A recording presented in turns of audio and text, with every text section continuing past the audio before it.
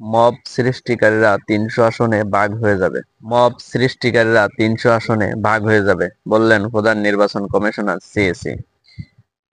সম্প্রতি আগামী ফেব্রুয়ারিতে নির্বাচনের প্রস্তুতি এবং দেশে মব সৃষ্টিকারীদের উৎপাত দিন দিন বেড়েই যাচ্ছে। মব সৃষ্টিকারীদের এসব কথা নিয়ে মার্কিন রাষ্ট্রদূত নির্বাচন কমিশনারের কাছে জিজ্ঞেস করলে তিনি বলেন, মব সৃষ্টিকারীরা নির্বাচনের সময় ৩০০ আসনে ভাগ হয়ে যাবে।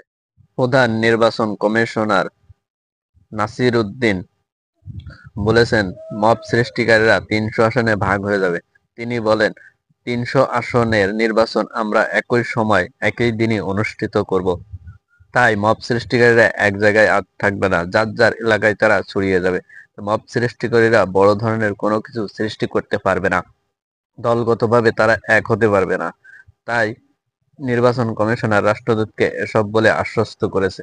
নির্বাচন কমিশনারের এ সমস্ত বক্তব্য মার্কিন রাষ্ট্রদূতকে দেওয়া কি ঠিক হয়েছে? মব সৃষ্টিকারী কেন আসলো, কি কারণে, বা ভাগ হয়ে যাবে কেন?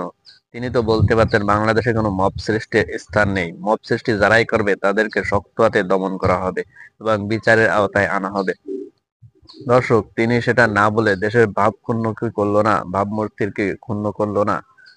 কমেন্ট করে জানিয়ে যাবেন। ভিডিওটি ভালো লাগলে শেয়ার করবেন এবং আমার পেজটি ফলো করবেন এবং আমার বাগেরহাট নিউজ 20 ইউটিউব চ্যানেলটি সাবস্ক্রাইব করে নিত্য নতুন নিউজ পেতে সাথে থাকবেন।